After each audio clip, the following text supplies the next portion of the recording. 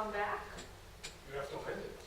Is it no big deal putting that in there, no, we can't do it? You can put in some language that says, possibly it's recognized that we're not prepared to implement this, but when the time comes, Okay.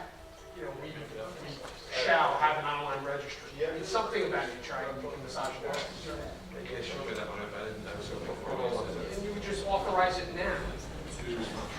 Yeah, let's do that, so we don't have to come back and amend. Yeah.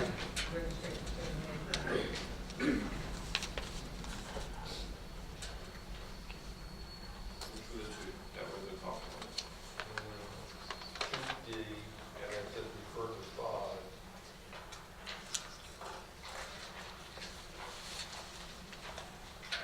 So those are the fees each year. But it says the first year can be prorated, which I don't understand how do you prorate yourself?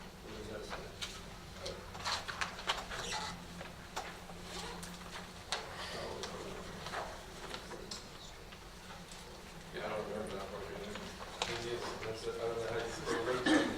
It's either a yearly fee, starting October, it's a yearly thing. I don't see how you prorate something. Right, I thought that was just like once it goes through, that's your first year's pay. Right, that's what I'm talking about. Yeah, I think you're right. I see, it could be misleading.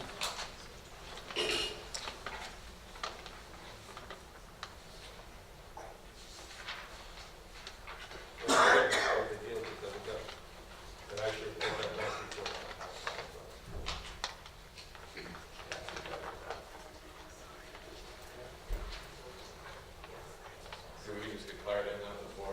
Okay. Right, it needs to be removed it. If we get an explanation first part. Okay, yeah, so we're leaving that in and just putting when it becomes available, so we don't have to come back anymore.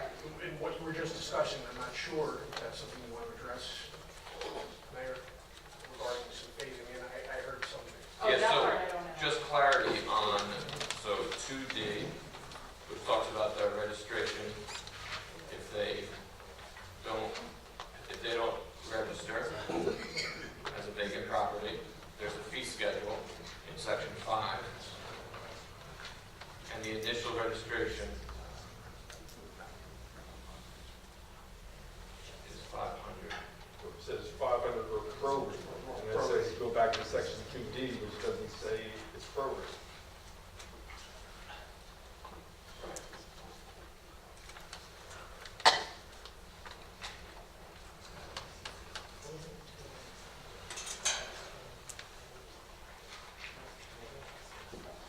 Is the intent to have it prorated, if applicable?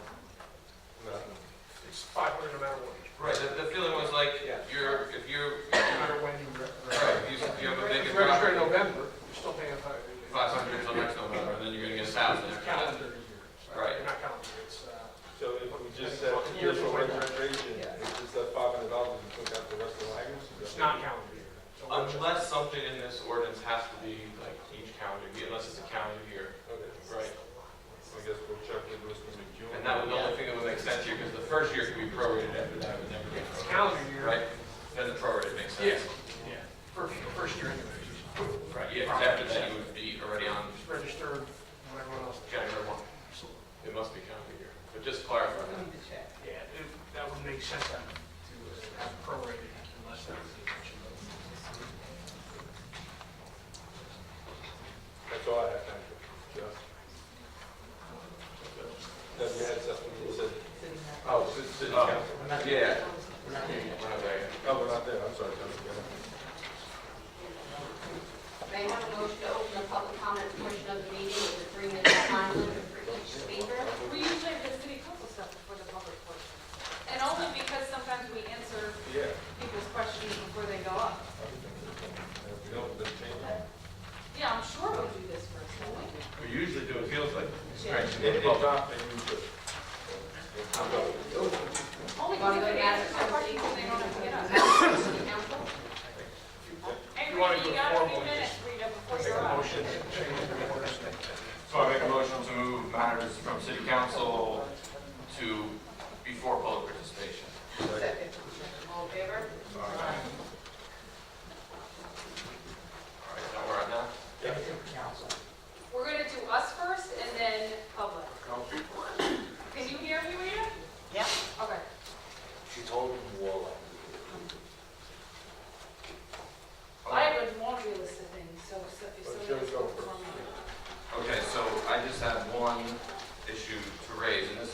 raised from the parking committee, and really just for discussion, because we haven't, as a council, had a chance to discuss it. So the parking committee met and discussed the report and everything, and is in the process of putting together recommendations for the council. One of the things that was high on Desmond's list was to rework the on-street parking, and his first piece, or their first piece in there, was a moratorium on parking permits for 90 days, where you could still get a parking permit on the street, but you would have, you wouldn't get a year. And it was something that the committee thought, and the committee, not everyone from the committee was there, so but the committee thought that that would be something that the council might discuss, and if the council is supportive of that, to ask legal counsel to put a resolution together to allow that to happen. And I guess the thinking was, if we're going to be changing the on-street parking permitting process at all, this would at least be a step to prevent a continuation of like longer transition periods. So if we keep handing out year permits, it's just a longer transition to get to where we want to be, even if we're contemplating it. The other issue that I think was raised was it's maybe not. We don't, what we're selling, right, we're selling a hunting permit, and there's not necessarily the spots associated with it. So it's not necessarily, it's like a little bit like false advertising. And we don't have a way right now to, I think that's what the report's point was, we don't have a way to regulate, right? So I can call my friend Tim and say, get me a $30 permit so I can park on Lake Ave for free. Right, so that is creating, people thought it was creating more problems. So to just say, we're in the process of rethinking all this, we don't know where we're going exactly, but we're not going to be giving out year permits anymore. We'll give you 90 days. While we process, hopefully 90 days, we'll have something. If not, then we'll extend it another month or whatever. But that was the thinking. So I don't know if we want to discuss that, if we want to, what people think about it. That's what the committee had talked about. I'm not strong. It could be $10 for. No, it would be at 30, so it would be like $10 for. Right. So it will be a bit of an increase over the year permit, but still it's a marginal price, and even compared to other towns. But the price doesn't matter. You can get $10 for it. I just don't want to continue the situation if it's going to lead to problems down the road. So I think the parking committee did a tremendous amount of work on the recommendations, and they continue to do so. And I don't, if the majority of the council feel confident in the moratorium, I'm not here changing anyone's vote. My concern with the moratorium is that we had a small spike in permits right after the press article, and the press article's headline is $1,200 permits. It's my understanding since then, and I called today, the permits aren't going out like hotcakes. And then my concern with the 90 days, and this goes with parking and the parking plan. So for every recommendation, there's like 5 steps under it. So whether it's making Bangs Ave a residential spot that you pay a lot more for, but you get a spot. The $30 permit. There are so many steps to get to that, and the state's input and the city's input, the council's input, that my concern is if we do a 90-day moratorium, we're not going to have the permit, which is probably one of the most complex issues, the permit street parking, figured out in that period of time. So then you'll be doing another resolution to extend it another 30 days and another. Whereas in my ideal world, and I don't know that this will happen, and if the council wants to do moratoriums, I'm fine. I'm going to vote no, but I'm fine if it has 3 votes. I don't feel super duper passionate about it one way or the other.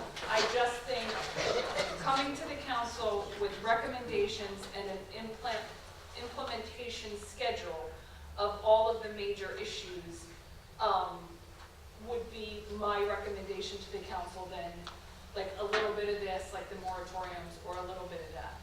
To Joe's point though, are we giving out permits that we don't have spots for? Probably.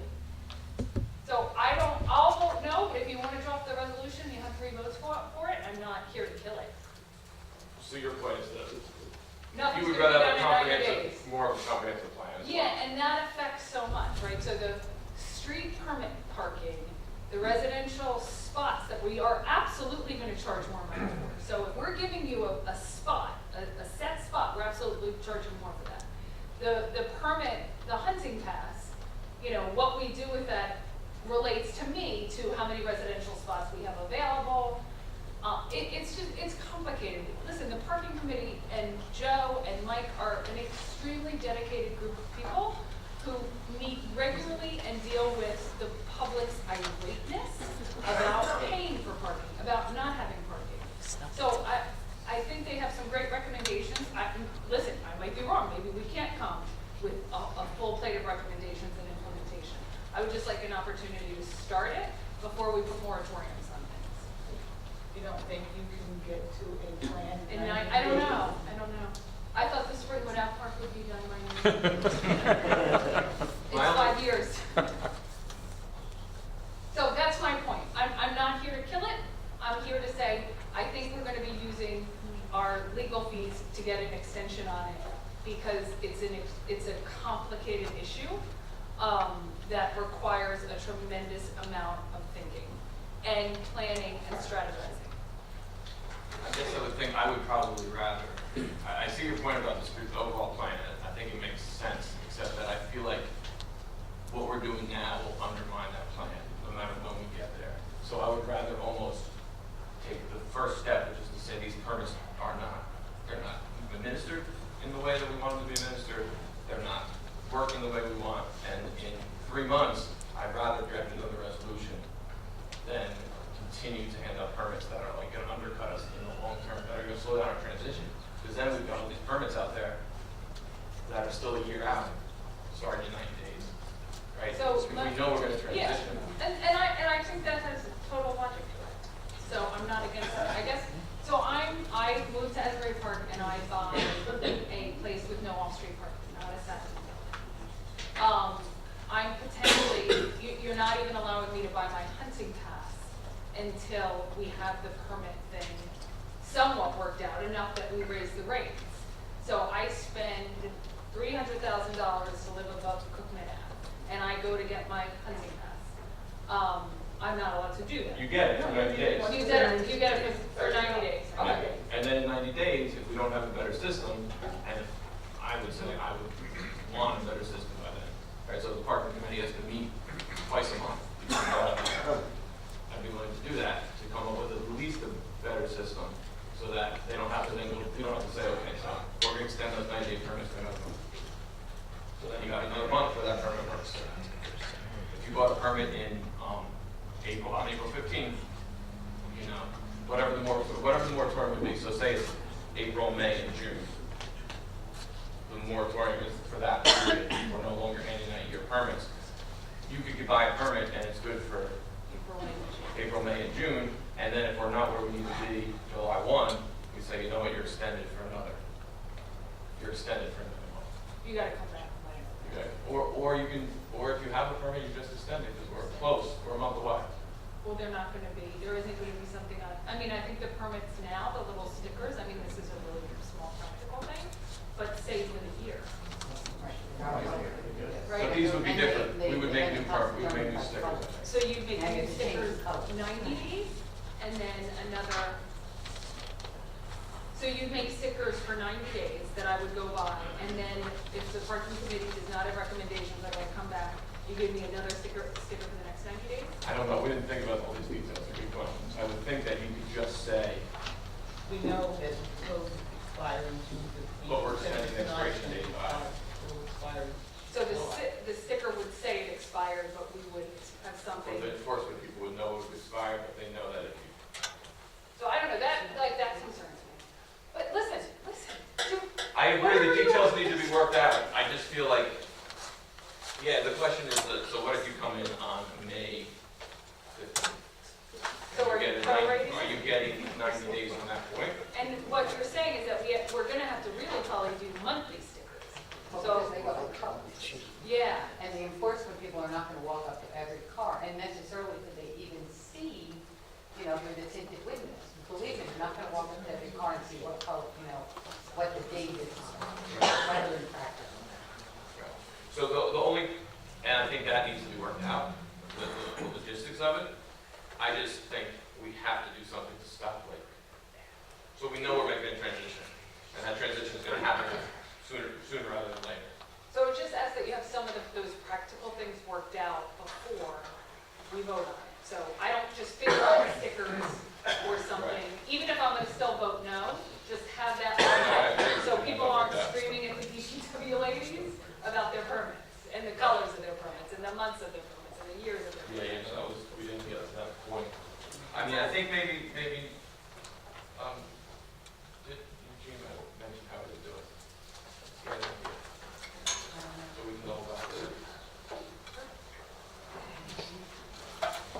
I mean, does the council have a feeling one way or the other? Would we want to do just like 90 days window, and your permit is, you get that permit?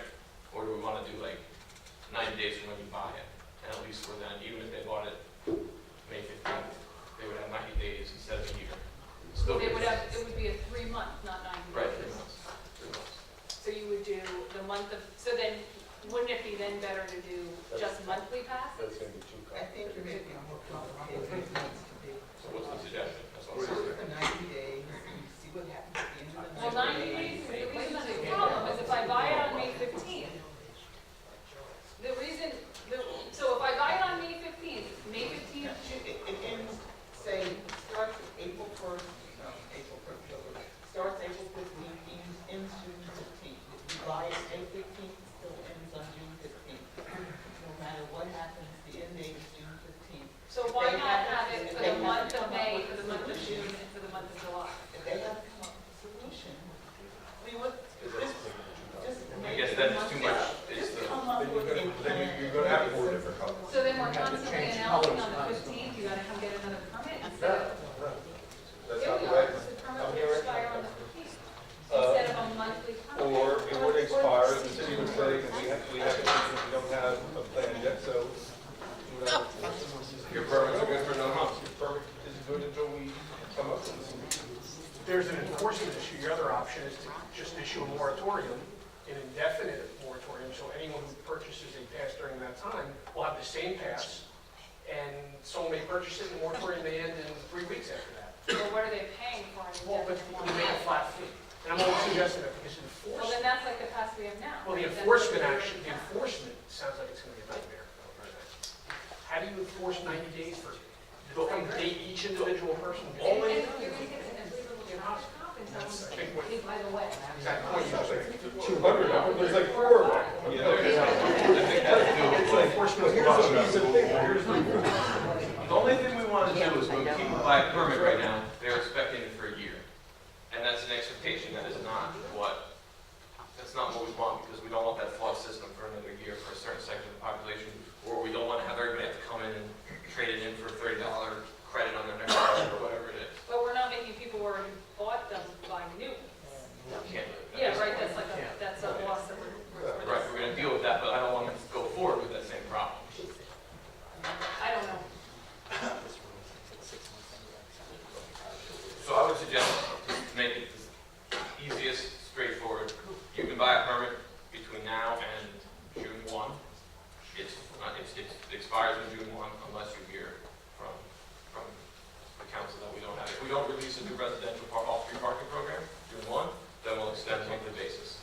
And we can put that in the language of the resolution. It would have to be from the same date for everyone. Across the board. Enforcement, And if you've got a yearly permit that expires, then we'll just, you can either re-up for the 90 days, and if it expires, if yours expires right at the time when we're extending it, we just extend those for you as well. Because it's not like we're gonna, I don't think we're gonna be out here for 9 months. It would be any initial grant of a permit or any renewal would apply, just as you Right. said. Right. You know, the time period. Right. Moratorium usually is a time period that would affect everybody. But you're not going to double up on payment. So if somebody becomes due during the moratorium period, they can renew for the rest of that moratorium period. Right.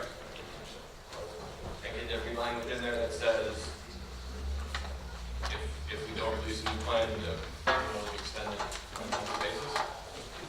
And then would that be another resolution every time? To extend it Yeah. each and every time. Are you going to charge another fee? I mean, what are you going to do for each? No, just So it extend just it. gets extended. So, yeah. So there would be no more, So why would you put a 90-day limit on it? Why wouldn't you just say the moratorium shall end once there is a plan? Right, you can just do that. It doesn't make sense to Yeah. have a time limit if you're Right, going to right. just extend it. So just the moratorium, year pass is going to disappear when we release our Moratoriums residential usually park. don't have date limits. It's usually here's the time period. Once we achieve something, the moratorium ends. Yeah. And this That makes is- sense. You can go get your parking permit, we don't know how long it's going to be valid at this point. It could be good for 3 months, it could be good for 4 months. When we come up with a new residential plan, off-street parking, it's no longer valid. That- we can go with that.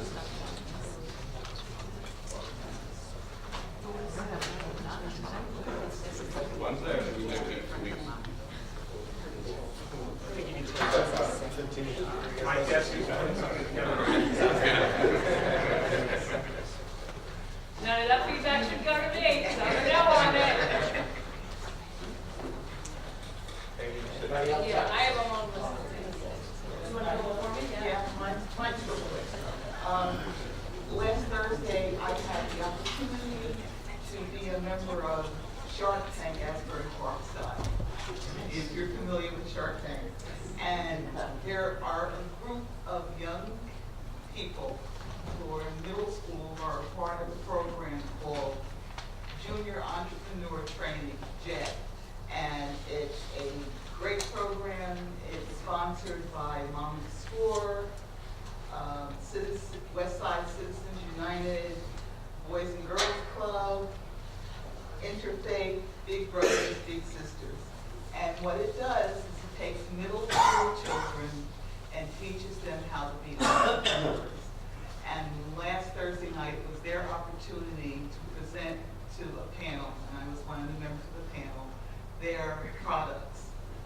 There were 2 companies, Dipalicious, that sold chocolate-covered strawberries, gummy bears, and a number of other things, and swag, and they sell T-shirts with swag.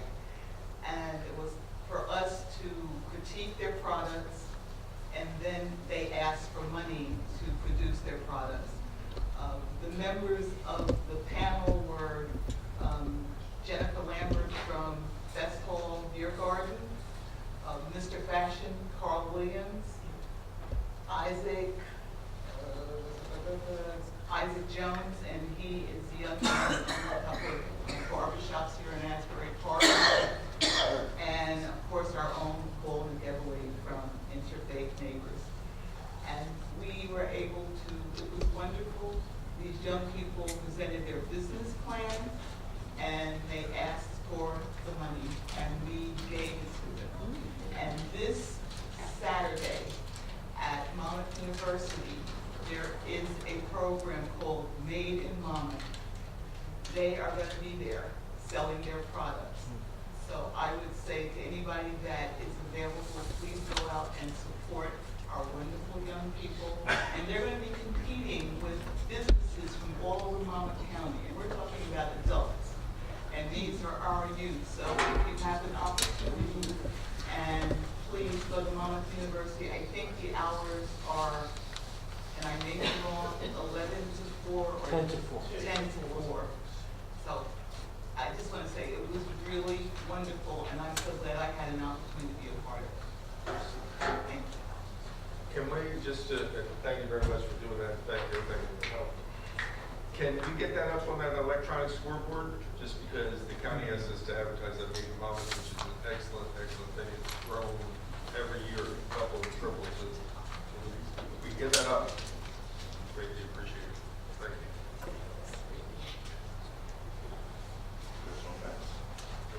I really don't know who to address this to, but I have a big concern because different residents that came to brought this to my attention. Every year's time, Freehold Jail seems to let out a lot of people. And there's a lot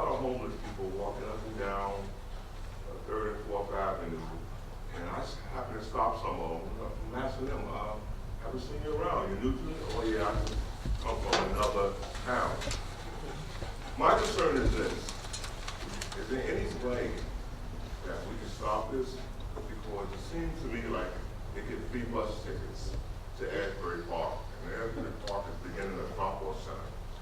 And I know there's a lot of homeless people stayed over on Memorial Drive. And I ran into some people I knew, and they just got out of Robert County Jail. They got over the winter. And they said the first thing they did was give me a ticket to Asbury. Is there any way we can stop this, or anything I can do? Can I call somebody, be homeless? I don't know. They're referred to Monmouth County Division of Social Services, who in turn, will refer them to the Jersey Shore Rescue Mission, where the men would spend their first 10 days. At the end of 10 days, they would go back to Monmouth County Division of Social Services to see if their applications are actually approved. We have been dealing with this since the rescue mission has been up. Why Asbury Park? I just think it's I think it needs to be stopped. I'm out. Should I write it out to the governor or what? I'm looking for answers.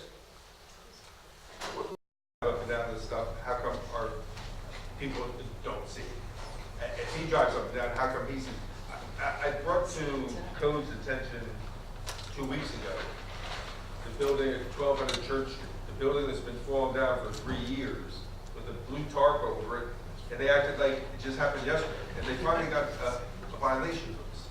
I mean, somebody's got to step it up, guys. If Warner sees it, if I see it, if everybody up here sees it, everybody out here sees it, why don't our code inspectors? And can you, Warner asked a couple questions, I think we follow up answers. No? Well, the arcade thing, it'd be nice if he just did a spot plan amendment for the arcade. I'll talk to you later about that. Okay. Believe me, that was in, Okay. that, I don't know how that got to council like Okay. 3 months ago. And I don't think it was because of Johnny Mack, I think somebody said here. And so that wasn't our idea, it came before us, we sent it to Okay. them, they sent it back to us, and we're gonna act on My it. question about the boxes, the donation boxes, is are they regulated? Okay, If so so, it's how? complicated. And if not, take them off of public property, get rid of them. Put them on private And property. we all agree, Tony's gonna look into that tomorrow. Thank you, Warner. And you have been consistent about Monin Road as far as car lots on Memorial Drive and Asbury Avenue. Parking on sidewalks. And it continues. And now they do the repairs across the street from Chat Nibble in the street. Yeah. I mean, they've been doing that, but I see it, but I must be at X-ray vision. I don't know. Thank you. Thank you very much. Hi, I'm Gail Wilfrick from Asbury Park. I was wondering if somebody could take a look at, there's a crosswalk on Main Street and 8th, and there is a crosswalk painted in the street, and then on either side of the street, there's the poles where you can push the button to cross the street, but there is no box that says walk, don't walk, or anything, and I don't know if it's just missing, or is it regulating the lights and so that you can walk. So it's a pretty dangerous, actually, intersection they're crossing, so I don't know who to ask about that, but if somebody could look, I'd appreciate it. It's Main and 8th Street, there's a State cross. Highway 71. It's Deal Lake Oh, I think it might be Deal Lake Drive and Main Street. State Highway 71. Yes. The other thing is, I am very appreciative of the parking that's coming into town. I understand it's temporary, but you know what, it's still a reprieve and it helps us. I also like the idea of the food trucks. I don't have any objection to them. I think it's going to make the boardwalk look nice. I guess the one objection, or maybe just concern I have, or something that I'm not hearing the council speak about, is the other commitments that Madison Marquette has made to the city. I think many of us in this room have made investments ourselves into the city based on our understanding of the development that was going to occur. And I believe that some of the things that are positive they're good, but they're also self-serving. And I don't know if there's been any discussion that 6th Avenue Pavilion was supposed to be developed quite some time ago. There has been no discussion about that, and I'd like to know what, if anything, is being spoken to about Madison Marquette. So maybe when we approve the food truck, there should have been maybe, or can there be, some stipulations of deadlines, or that they have to fulfill certain obligations before they can actually start construction of those food trucks. So I apologize, because actually it was on my list of things to bring up.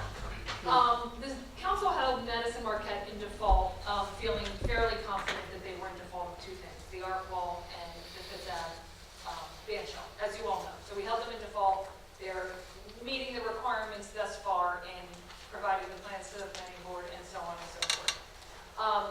What Scotland is doing, who is our redevelopment attorney, are evaluating all of the pavilions and any defaults in them. Now, we have previously asked for that as soon as we got on council, and were given, and I concur, very good advice about those two projects. The next project, they're going to evaluate all the projects. The next project that, and Carrie knows this, that we're going to be seriously looking into is the Sunset Edge Pavilion. So the one thing that I would want people to keep in mind is that when you're deciding to make a decision to hold the developer in default, and potentially go to arbitration or litigation, that's tax money that you're going to pay. So I know I, for one, and maybe the other council members, I hope feel the same way, but just not something we do lightly. We moved on what we felt very confident on immediately in February. The language in the other agreements, and I don't want to go too much in depth in case it ends up in litigation, are not as black and white as I would have liked them to be, or any of the council members up here would have liked them. So they're being evaluated. Nobody likes this answer, but if we can hold them in default, I think our history shows us that we will and have. If it's a little gray, there was a discussion on the cost of litigation to go into something and potentially lose, right? Because I'm spending your money to do that. So I don't know if that answers your question. My time's up. The only thing I would ask at some other point is that I don't understand what it means when you say you hold them in default. Is there a penalty, a violation, or what? If they don't clear that default, there is consequences to that. Okay. All right, thank you. Usually involving litigation. Okay, thank you. Thank you. Good evening, Anita Weiner, Madison Avenue. First, I'd like to thank the council for working with the parties to get the parking under control, starting to get it under control. I know you guys work very hard. Life seems much more complicated in here than it is on the outside world, so thank you very much. My problem or questions regard the park, the Springwood Avenue Park. Do you have a picture of the proposed park, number one? Number two, who has ultimate control over the park? Is it the company that you are subbing it to? Is it you? Do you make the final decisions? Or do they, in terms of what's going to go into the park and what it's going to cost? Who is the point man on the council between the developer of the park, the city engineer? One of you has to be responsible. You can't just look at each other and go, who's doing this? This has been a project in the works for months, and this council has been in office for many months. So many is more than two. But somebody needs to be the person who we can point to and say, why don't you have a picture of the park? And why don't you know how much it's going to cost? And things like that. Who's in charge of the finances on the project? I know you talk about we have money here, we have money there, but where is an accounting of all the money that you have available? What money is missing, and where are we going to get it, and when are we going to get it? And I think my problem has always been you don't have a chief financial officer in town. I'm glad that you got a code officer, because that's going to help this town a lot and bring in money. But I don't think you can have a part-time financial officer who has to come and go in the back room, and when you need information, knock on the door and ask them to come out and give you an explanation. So I think that's an important thing for you to consider. And my last question is there an update on the computerization in the code department, where they wanted to get the police, the business office, and all those things in one place, so you had a complete registry of who's where and what's being enforced, and what happened at the transportation center. I think I've exhausted myself. Are you done? Yeah. Okay, I don't understand your question. What's going on with the transportation center? Well, were there monies owed or something? I say yes, everybody else says no. So that's it in a nutshell. As far as... Well, wait a minute. I say yes and they say no. What does that mean? That's not an answer. It's either yes or no. And if it is yes, then we can get money. If it's no, I stop asking the question. I can just tell you what our professionals tell me. As far as the point person for the park, it was the city engineer. As far as the point person for finance, you're done. No. I asked you who was the point person on the council besides the I'm going to go into engineer. answering your questions. As far as the point person for finances, it's Ricky Garza, CMFO. As far as a point person on the council, there was none. And right now, you heard us talk tonight. So, just like Amy said, we've been here 3 months, okay, many months. We've been here many months. We just found out about the problem in the park last month, and we addressed it by get the Suburban here tonight. We did not know these problems. We had a city manager who was hiding stuff from us. We had a city engineer who not reporting to us. So yes, there are problems that we're trying to solve. I know it's not a happy answer. You think we're happy about it? You see our frustration up here, like we want this built as quick as you. We did not know 2 people that cannot make policy decisions, be it the city manager and the city engineer, make policy decisions without telling Amy and me, John LaFredo, Sue Henderson, and Myra. Now, did not tell Joe, Jesse, Yvonne. As soon as we found out about it, we're addressing it as speedily as we can. And are we happy about it? Absolutely not. But that's it in a nutshell. And I think you saw action type where we're saying, how do we get this done as quick as possible? But again, we're inheriting a lot of things. As far as a point person, as much as like we changed our form of government, I still hate our form of government. Just because we have a form of government, if we had a city manager who wanted to be a real, whatever. He was. A jerk. He could say, well, you want to do something? You can't talk to any department head. Because in our form of government, we're not allowed to talk to the employees. We don't have a commissioner type of government. So we have committees, and that's what we're talking about. Should we have a committee or should we just have a special meeting, all 5 of us together? But I cannot just say, well, I'm running DPW, she's running finance, he's running recreation, everything. That's why we have committees. In our form of government, we are not legally allowed to talk to people, city employees. We had a city manager when Amy and I were first on board saying, before you talk to anybody, you pick up the phone and you ask me if you can talk to him. I told him go to hell, and I talked to him anyway. So if we had a city manager that was enforcing our form of government the way it's actually written, we're not supposed to be talking to city employees as far as stuff like that, which I think is totally ridiculous. And that's what's slowing this government down. That we do not have enough say. So we're trying to voice the say we do have in a timely fashion. And Nita, I don't blame you. I'm just as frustrated as you. But again, we're putting out fires. We found out this fire a month ago. We're on top of it already, and it looks like we're getting action underway.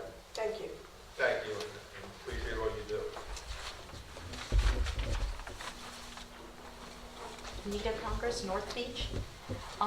3 things. First off, I am so pleased about how this food truck thing has been resolved, because it has been resolved. What I've seen over the course of this issue is that people have come in with widely diverging opinions and compromises were reached. And I don't know how the other people at North Beach feel. We were never that opposed to the food trucks, but I think this is terrific. I really do. I think that this shows compromise, this shows teamwork, this shows collaboration, this shows a lot of stuff that I haven't really seen in Asbury or in life generally. The second thing is, I was talking to Carrie out in the hall, and one of the nicest things that's happened in Asbury, many nice things, but really in terms of a development angle, was iStar held a meeting 9 months ago and talked about their plans. Whether these plans are going to come to fruition or not, it was a wonderful opportunity to hear what was in the mind of the developer. I urge that the same thing happen with Madison Marquette. I talked to Carrie, I asked her, I think this would be really, really great. Open it up, let people hear what's going on, what's in your mind. I think it would, right now, people are interpreting, and people interpret silence so many interesting ways. So, and we can put anything, project anything or any thoughts when you don't have anything to work with. So some facts, some communication would be so appreciated. And the third thing is, Amy, I like your hair up. And Ma'am, can you repeat your name for the record, please? Nita Congress. Thank you very much. Just let me go back to thank you. And I appreciate all the public. all do it. It's so nice to see so many people here, week in, week out, bearing with us. One thing, can you follow up on what Pam brought up as far as like when Pam and Michelle were on zoning? I'm going to say something about it. Okay, but Tony, you follow, do we have such reports? Are we No. supposed to? Well, okay, but After the planning board decision, and after they went to Superior Court, it was then appealed. All right, and the mission was then told, the city was then told, is that we could not, all right, ask them for reports. All right, the best that we could do was to ask them, all right, statistically, how many people they had on a nightly basis. All right, and they were providing, all right, social service that information. so But then we found out is that the numbers were all right, they weren't correct. But as far as names and who was there, all right, under HIPAA, all right, they told us that we were not allowed to have it. Pam referenced some other potential report that the police were supposed to get from them. And I'll check into that. I will take it in a minute Okay. because we're doing it. Thank you, I apologize. Jared? Hello, Mayor and Council, Jerry Spano, Long Branch. Very seldom do I say thank you to one councilman. I'd like to do it for the group. But Councilman Jesse, thank you for saying what most people are afraid to say in public about the drop-off that's been going on here. We all know about it, but you can't talk about it. But thank you for bringing it up. The other thing with the new parking lots, when you said bicycles, I assumed they're bikes. I think maybe we should also have a plan to bring buses to Asbury Park for a parking lot, because a lot of people travel by bus, and that'd be a good way to bring tour buses to the beach. The other thing I wanted to bring up is, I've been thinking about it for a long time, but never had the time to bring it up. How come Steiner Avenue is blocked where the old railroad, the North train station was? When I came to town, that was a thoroughfare. If it's going to be closed off, then someone should buy the street from the city for $1 million. That's the asking price I think it should be for it. The other thing is, when I saw the food court thing, I was thinking, that's kind of like what we did in 12th grade. I think the public should be entitled to see a 3D or a YouTube version of what that park's going to look like, and we should be able to see it here at the council meeting, because that's what we did in 3rd grade when I was in mechanical drawing.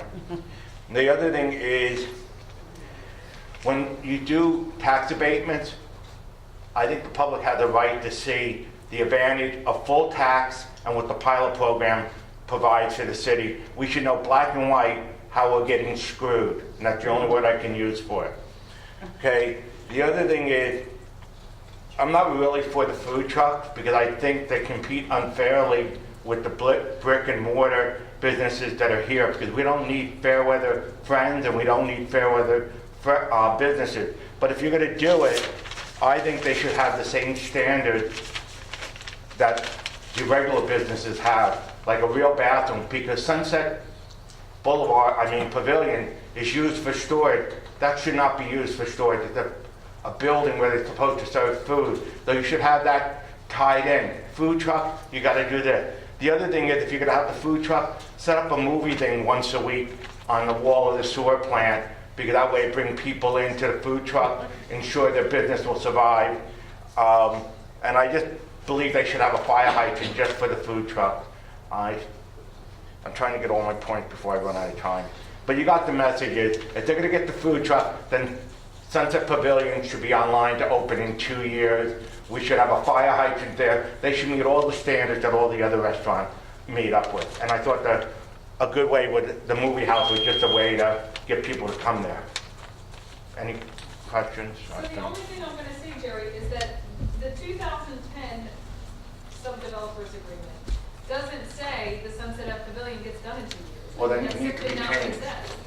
And I'm not saying that you don't change it. I'm saying that if we go through the process of changing it, and this is a discussion that we're currently having, you and Rita are going to be talking to me about our legal bills in litigation and arbitration with that process. So, and that's fine. We are having a discussion about it. And God forbid we lose and we spend that money in arbitration or litigation. I just want people to have a whole picture of this process. Nothing says 2 years. Nothing says 2 years. Nothing says 2 years in any of the agreements. You want that, I want that, the public wants that, but that's not what any of the actual documents say. So if the public is, wants this to go into a litigation or arbitration type situation, and we're certainly evaluating what we can move on comfortably and confidently, and what we can't, you need to understand that those are legal bills that are going, what was our $250,000 to basically say, work with iStar, right? It said, work with iStar, and here's $250,000. It was a lot more than 250. They bonded for 250. They spent a lot more than 250. And they said, boy, we got right where we wanted, and they got their asses kicked. Listen, But you're spending $1.7 million on a car. Jerry, you're done. Jerry, No, we'll just blame the old council, don't worry about it. Please. But Jerry, only one question after you. Any tax abatement or pilot, you cannot get it black and white. Let me know, and I'll get it for you. You won't have to follow. I'm not, you guys got stuck with that job. So, which one haven't you got? Pardon me? Which one, you said, like, Well, you're inferring like you can't get it. Which one are you looking in at? the past, they always say it benefits us to have the pilot program. We're oceanfront property. We shouldn't have to be giving away Okay, but you things. said you wanted it in black and white as far as conventional taxes. Well, there should be some way to come up with it's gonna cost. When you buy a house, you have to fill out a We have HUD that. paper. We have that. All you gotta do is ask for it, you'll get that for any one you want. Well, the public should have it, I mean, not. All they gotta do is ask. Okay, if you're right, from maybe now on, when we're due one, this should be put out there on the table. No, That's it. Thank you very much. okay, no, I agree. Yeah, we asked that same question, like, in the, I think it was a January meeting, Gary. I'm sorry. We asked that exact question about, and we looked, and it was during a workshop session where we talked about what taxes would come to the city, and over the 5 years, it's a net gain in taxes for the city. And I thought about it more as like a, like an abatement where it's a pilot because it's a commercial use, but where you like to put a half bathroom on your house and you get 5 years to pay, where you don't have to pay taxes on that improvement, right? It falls into that state classification for this one, but the point, John's point is that we've asked those questions, we've looked at with the pilot without it, and me, I complained about pilots, so much like everyone else, but the ones that we've approved are benefits to the city. But they should be part of the presentation.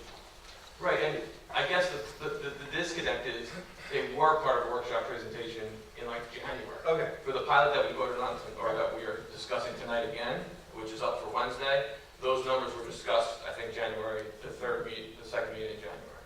And we can discuss them again Wednesday. Okay, thank you. Okay, thank you. Yes, sir. Jay Newcomb, longtime DJ for the Easter pageant. Yesterday we celebrated the 80th pageant. I want to echo what Amy said, a very, very nice pageant. Thanks everyone for coming out. I also own a hot dog cart, and I do know that I believe the peddler's permit is either $50 a day or $50 a week in Asbury. If you're a veteran, and this was raised from a while back, if you're a veteran, number one, you don't pay that fee, and number two, you're exempt from the requirement of moving your cart or hot dog cart. I believe the rule states that after you serve a number of people and you have no more customers, you have to move your cart. A lot of towns have that. And that's it. $50 a week for a peddler. That's what you said? It's either a week or a day, but I know it's an increase from about 4 years ago. $50 a week. Whoa, carry your trucks to that?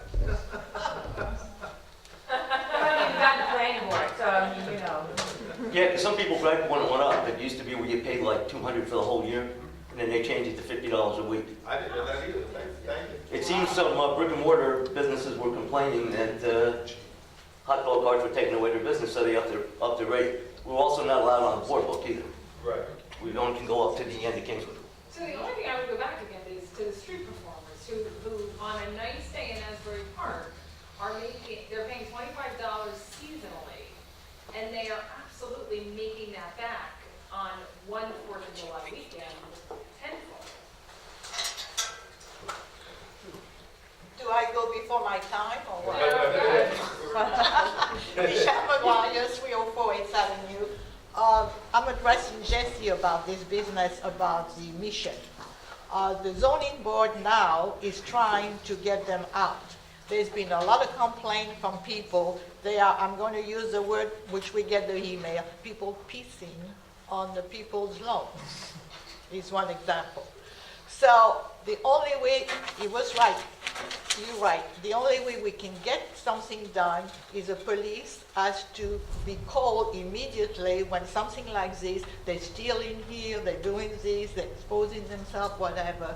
The police has to come quickly to record it, and we are building a case to try to get them out. And it's been going on for 5 years. But now we're trying really hard to do something because it is true. They come in there, all from different towns. They come in, they go inside, they get their breakfast, and they throw them out. And they're on the street. And they have no place to go, they have no money, and that's where the trouble starts. And then they come back at 6 o'clock, they get dinner, they can stay overnight, and gain the next morning out on the street. And it's a big problem because there's a lot of them. And it seems that it's true. They are being signed from Freehold or someplace to Asbury Park. You're right, they're not going to Deal, they're not going to, they're just coming to Asbury Park. And they're not from Asbury Park, none of them. All these people come from as far as Atlantic City. So you can maybe urge the police to be a little faster to come when some people call with what's going on so we can build a better case against them. Thank you. Conrad Neblik, 1218 Sunset Avenue. I just want to address the artist, musician thing that you brought up, Amy. And I'm an artist, so I'm very, akin to them. I would recommend to leave it at $25 because I think that's a great gift to a struggling artist to just pay $25. When I heard $25, I was like, wow, that's amazing. That's super cheap. And I think it's a great gesture to support artists that, I won't say struggling because I don't come from that consciousness, but emerging artists. I think it's a great thing to leave it at $25, but if raised, $50 is the most. The other part about the time, how'd you call it? The time? 2 hours? Rotating, thank you. If it's a drummer or a musician that has a lot of equipment, it's a logistical nightmare for them to move 2 hours. So maybe coming up with, maybe for Friday, they're in this particular location, and then they're in another location on the next day. So I would recommend not that short period of time, because it is really, if it's just me, a singer, and I have a little thing that I can roll, it's not a problem. But particularly a drummer and all that instrument, it's a logistical, I say a nightmare. So that's my recommendation, that come up with a different rotating plan as opposed to 2 hours, maybe a day. And I'm clear. So the logic behind that is not only are sunbathers, but businesses are complaining to me, right? They're saying, I'm going to be perfectly honest with you, they're saying, I can't take the drumming for 8 to 10 hours, right? It's making me crazy, it's making my patrons crazy. So, listen, $50, fine, I'll lose my 75 cents. Fine, you got me on the $50. I guess I'm saying to you is that an 8-hour day of drumming for sunbathers or business owners, I personally sit at Fifth, I love the drum. Other people don't, and so I don't know if doing it day by day is going to be the best way to do it, because the business owners are the ones telling me they're losing. One guy, and I'm not trying to scare anyone, he went to 3 or 4 different jails because he had a homicide and he's out. Walking around Asbury Park, and I'm like, so you don't have any answers. My answer to you is that we've gone this route several times to the point where we were sued for housing discrimination, and the Jersey Shore Rescue Mission actually forced the issue, and they actually won in Superior Court in the Appellate Division to allow them to operate in Asbury Park. We did at one time attempt to stop them from opening. It was contested at the zoning board, the planning board. We had to the appellate court. How do we stop it? We could talk to the Division of Social Services again, but that has been part of their plan. I will reach out to them again tomorrow. Should I put together a letter, send it out? If we want to try it, I really have to be honest with you and tell you is that I'm not quite sure, if it's going to make any difference to write a letter. We've written, many letters about it. It's an issue, it's a sensitive issue. We're tracking individuals. And we know that the rescue mission. Around 11 o'clock or 8 o'clock in the morning, go by the Storm Memorial Drive and 3rd, or you can walk up and down Main Street. Or the transportation center. We've been dealing with this, and Doug Schultz is out there on a daily basis, trying to tell it. But the rescue mission, everybody has to leave the mission at 6 o'clock, in the morning. There is no treatment plan, there is no PACE, there is no PACE treatment at all. And 4:30 individuals can go back there, for the meal, and spend the night again, and the cycle just starts. I will reach out to the Division of Social Services again. If you want to weigh in on this one. The only thing I can suggest, if you're talking about getting into any type of police issues with loitering or those types of things at hours, I don't know what criminal code might say or speak to. So what I'm talking about, stop giving these people tickets to Asbury Park. Aside from getting to the source of who's giving these tickets and trying to ask them to change the manner in which they do things out there, I don't know how you prevent somebody from traveling. The defense, every time we bring this up at the county, the defense is always the same, is that there's a rescue mission, there's a shelter in Asbury Park, sending them to Asbury Park, is supposedly getting off the street. So the hell with the good people, or the people that happen to have committed a crime. That's what they're saying, but I'm not going to get into the debate. Thank you. Next. So the only thing I'll say is before you all pass a resolution about the permits, can somebody check, or before we spend attorney fees on it, can you just make sure that we're good, that there's going to be stickers available, so people aren't going, whenever you say this begins, just make sure, because right now we have yearly stickers, so can somebody make sure that there will be actual different stickers available for this? Because there would be no distinction between their permit and the one that I buy tomorrow. So you need some sort of 90-day sticker. Can you figure out the practicality of that? If it's just going to be a moratorium until we come up with a plan. So you're going to get a year sticker. You get a year sticker, but you buy it knowing that it's not good for a year unless we don't come up with a plan. But then the people who bought it ahead, how are you distinguishing between them and I who went in tomorrow? I would guess we would have document down the back end, we have their names. So you're going to call, just so I know, you're going to call the people who get the permit sticker, not people who already have it, and tell them that you need to come in to get another sticker when our moratorium is up and we've adjusted our rates, because we said we're not going to go after the people who already paid it. Well, so you're right, we should have some kind of separation. Because you can't enforce it. Right, and we don't know what we're going to do with those people, right? So the only thing I'll say is before we spend money on a resolution, can fine tune that point, Right. and then call Barry and Fred tomorrow Right. and put it on the agenda. I don't care, but we're gonna need new stickers would be my guess, and the last thing I need is any more emails about parking. So that is not what I want, right? Police said they would do new stickers. They thought it was fairly easy, but we have to double check. Got it. But yeah, you're right. That's a good point. Okay, so, Tony, I'm sorry, I have a laundry list of things. I'm gonna make 2 quick comments about the food trucks. So I just want the public to know, the city took into consideration North Beach's concerns and that they did not want it in front of their building or in front and to the right.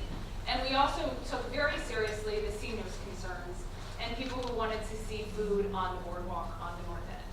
And that was kind of how the council came up with this compromise with the help of iStar and Madison Marquette. So it was our reasonable compromise in trying to get everybody a little bit of what they want, although generally as an attorney, everybody walks away unhappy. But that was the logic behind the food trucks. The parking with the gravel, I think I already did. Okay, we have Pam, Fred, and I are on a code committee. And on the code committee, we have these boardwalk performers, and there's two. And if you want me to email these things to Fred, or I'll bring them up on Wednesday. So, two things. If you're a boardwalk performer, either a drummer or the magician, you pay $25 for the entire season, which my guess is that you make back in an hour on a weekend with nice weather. So I would like to increase the fee. I did a little bit of research on what other towns are using. Not tremendously, but I would like to increase that fee. And then I would like to have an enforcement mechanism to move the performers. So what ends up happening in the summer is that, let's say we have a clarinet player, they sit in front of the Fifth Ave beach for 8 hours and play the clarinet. And what I think would be beneficial to the boardwalk is absolutely keeping them, but moving them every hour or two down a block. So, you know, you don't have the exact same clarinet or drummer or street performer in the exact same spot all day long. So they would go from north to south. I don't care how we do it, I just want to rotate them a little bit. So I would love a resolution on that for Wednesday. What do you want to increase the fees to? 75 from Atlantic City does 50, so I think if we go to 75, we're still within reason. You want that for this one? Yeah. Unless you want to go to 50. They get a free pass.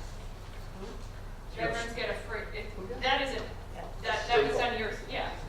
Mary, do you have specifics in terms of what you want in terms of enforcement? I can get you. Because the enforcement, to me, is the first thing I would that say comes to every mind. two, and I'll follow up tomorrow with Fred, but every 2 hours, you move an avenue away. So we don't have the same exact drumming or whatever it is that we have in the exact same spot for 8 hours. Is there in the enforcement mechanism? That's where That's the special officers. and that Well, goes- hopefully when the person gets the permit, we would say, listen, you have to move every couple of hours. Now, I don't know, I know some of the performers I've seen just walking along the boardwalk, but there's some who bring trucks in to unload and can't move. Is it going to apply across the board no matter what type of performer you are? What type Yeah. of equipment you're It would using? apply across the board no matter what type of performer you are. But I will bring up some of it to Fred because we have a current resolution on it because we read it for the code committee. So I can go over a little bit more of the specifics there. But the increase in terms of fee seems like a little bit of a no-brainer. Then I also want to increase the boardwalk cafe fees for the beach, not for any of the owners. So just so everyone's clear that if you have a table on the boardwalk or in the downtown, your fee is not being increased. Your fee is only being increased if you have tables or serving on the beach, which is only Madison Market. And we're going to increase it from 4 to 6. 4 to 6. So downtown will still be 2, the boardwalk will still be 4, the beach will be 6. And can I have that for Wednesday? That one, that's a no, that should be easy peasy. It's just a Shaking the fee. Okay. I wanted to thank Lisa and Cassandra for doing a great job with the Easter pageant this year. Jesse and I were judges, and not only was it a huge crowd and great weather, it went smoother than I've ever seen it go before and faster, which is always a great Yes. Okay, also on the code committee, so we have had discussions, and I know Werner's talked about this publicly, the TRC and the usefulness of it, and this isn't for a vote, this is just for a discussion. This is personal? No, no, no, but we've talked about it's a meeting before a meeting, and is it best just to present it to the entire council, and there might be something in the WRA. I am bringing it up to put in the back of your mind, and then give it some thought before we adopt the code, if you want to keep it or not keep it. And I'm not married to one way or the other. The feedback that I've generally gotten is that it's just another level of bureaucracy. But I'm not married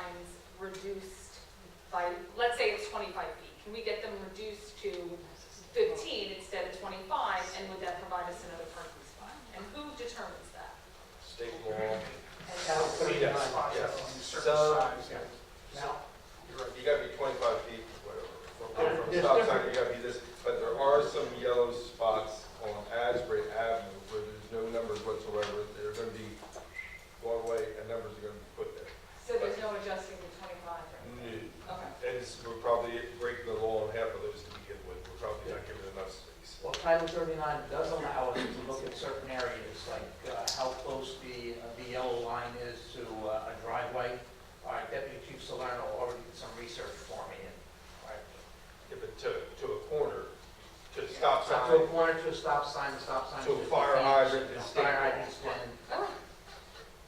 That'll be minimal if we do find them. On Asbury Avenue, you'd be surprised, going down on the, Asbury and Lake. right on the south side of Asbury, where it was just recently paved, there's a lot yellowed out, the yellow can be gone. I mean, I say a lot, another 10 spots, but 10 spots at this point in time is critical. Okay, so also, and this is to Rita's constant points about comp time, do we have any sort of policy of like use it or lose it? Like when you have comp time, you have 1 year to use it or you lose it, and if you don't, can we enact a policy that allows you to use it all up before 2017, use it or lose it? Each one of the collective bargaining agreements has different indications in it. Okay. Hold individuals to the collective bargaining agreement as to how many they can Accumulate over time. Yes. So there is, okay, so accumulating, and then who monitors how many are accumulating? So there is, you Mary can't Kay say, would keep a- use it or lose it. Mary Kay would have, a record, a collective record of everyone, notify the department heads.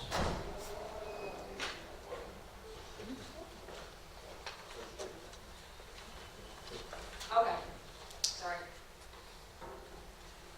I'm sorry, what did I just ask you? Can you repeat that Who answer? monitors it? Who monitors it? Right, Mary Kay keeps a central listing. Okay. Right. And That then central as for listing- the agreements is how much you can accumulate over a year, or over a lifetime. Some Now, years, Some are years, some is within a single year, some of them are for duration. Okay.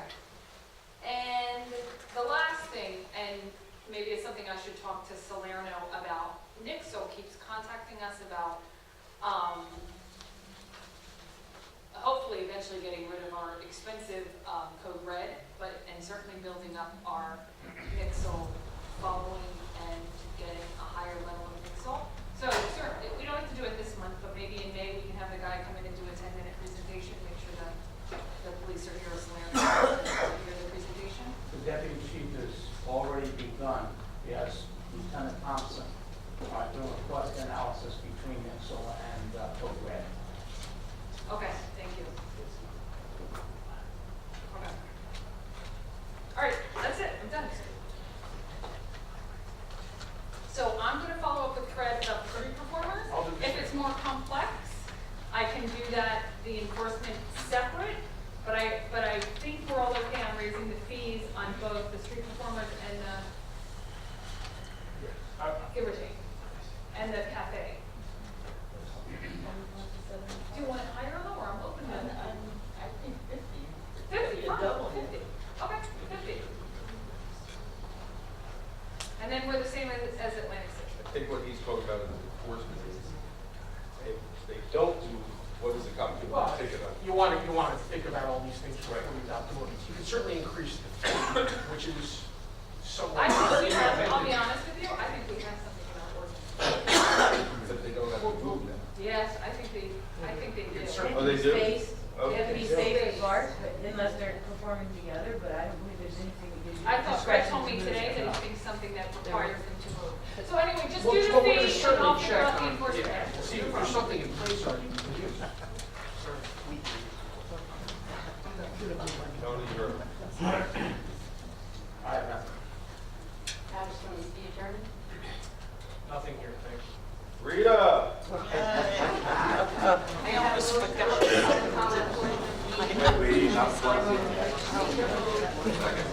All in favor?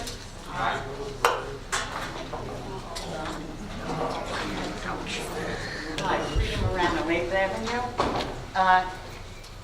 About the food trucks on the beach, did you change the ordinance on the peddler's license? Because it was $50 for a year. I think we should raise that if you're going to do it. I'm not for the food trucks, but if that's what's going to happen.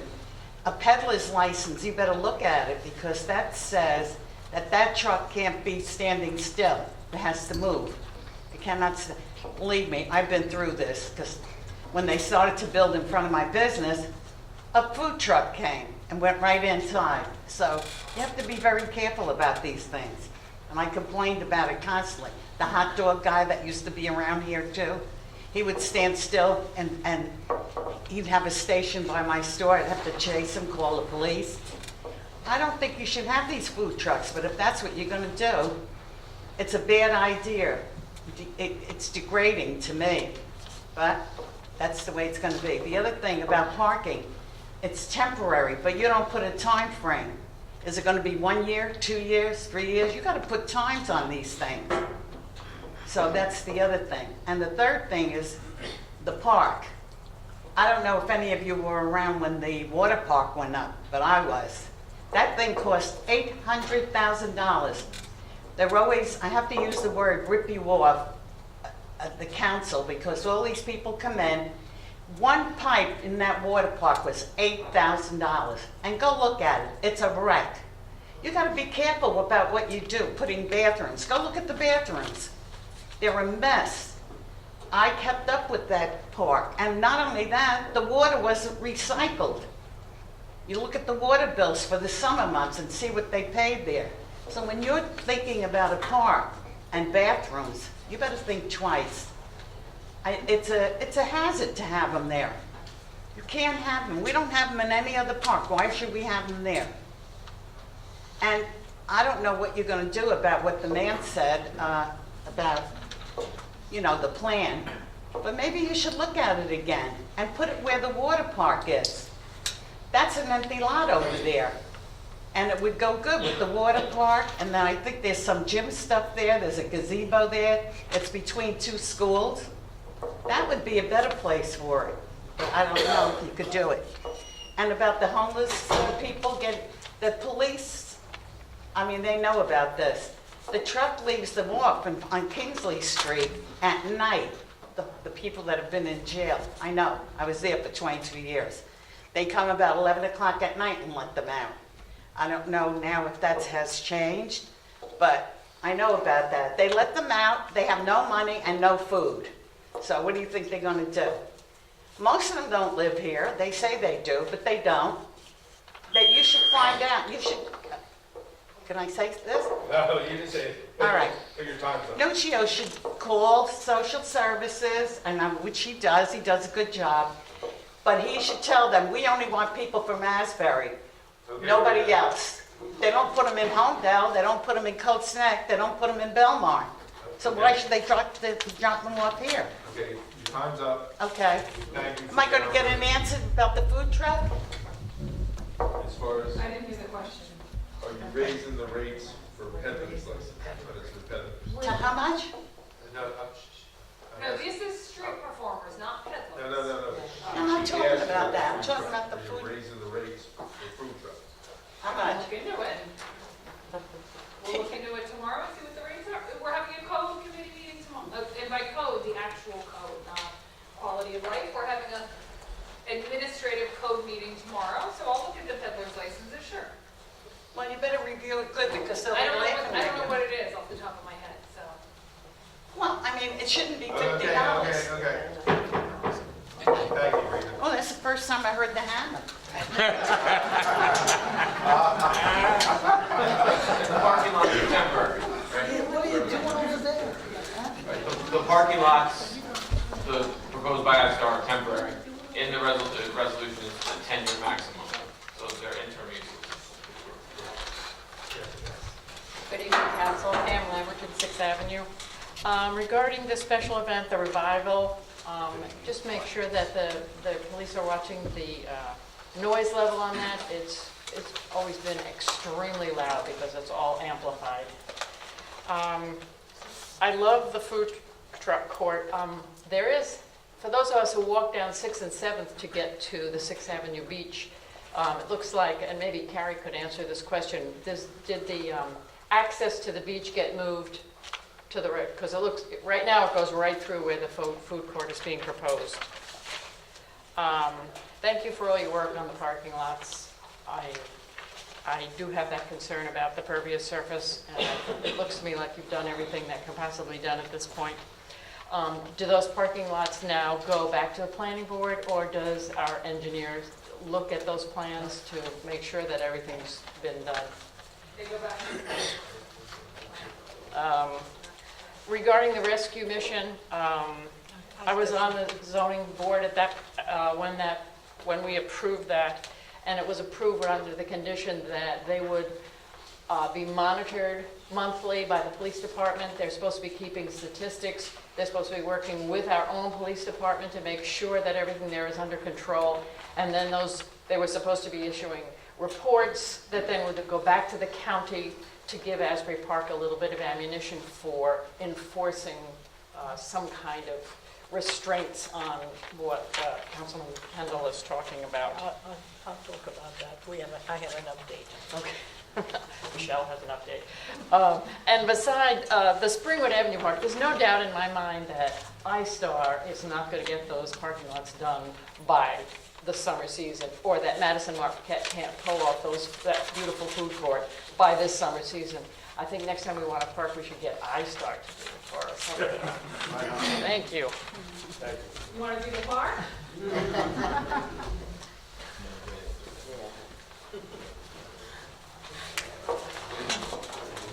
Oh, it goes back to the planning board, ma'am. I believe it goes back to the planning board. And we can answer with a... No. After the meeting, this is because we're going to be long public. I'm like 3 minutes, aren't you? So then you can go back to the microphone and address us, but not Karen. I'm asking you, can Carrie answer the question? When she gets up to the microphone. I can tell you, Carrie doesn't know the answer, so Okay. I think there's that, but. We're trying to keep close conversations to zero tolerance. It seems to make the meetings a little bit better. Thank you. Warner? Pam's got 11 seconds. Oh. Warner Baumgartner, Fifth Avenue. I found the discussion on the arcades quite entertaining, and I'm not sure I quite understand the impetus for asking for a blanket change in the land development ordinance. I think what was stated was that Johnny Mac asked for more machines than he's entitled to. I don't see the reason to go and change the entire land use ordinance in the city of Asbury Park to allow these arcade things to pop up anywhere. Just do a plan amendment for Johnny Mac and be done with it. It seems like the logical way to go.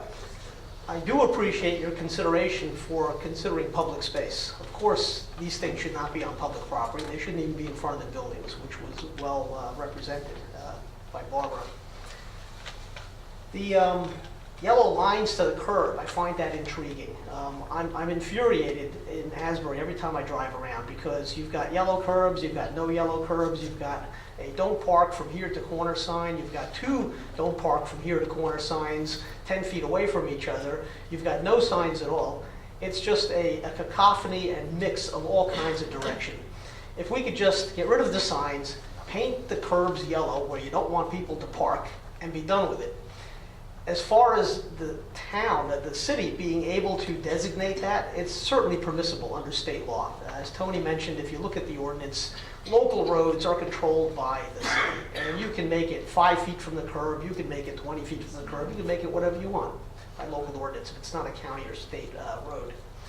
The segue to public space is interesting that I'm going to make now.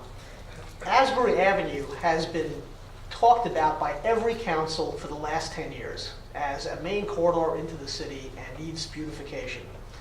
Well, there's a car repair business on Langford and Asbury which constantly parks vehicles directly on the sidewalks.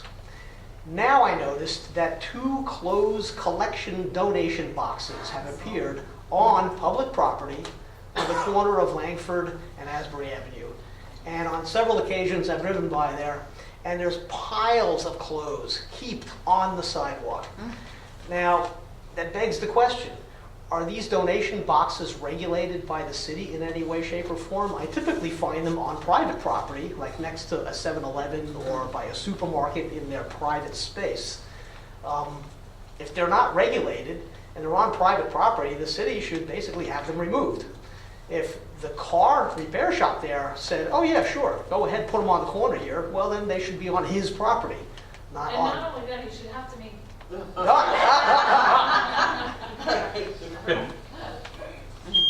Go. Maintain them, because I saw exactly what Werner saw, with tons of clothes hanging out.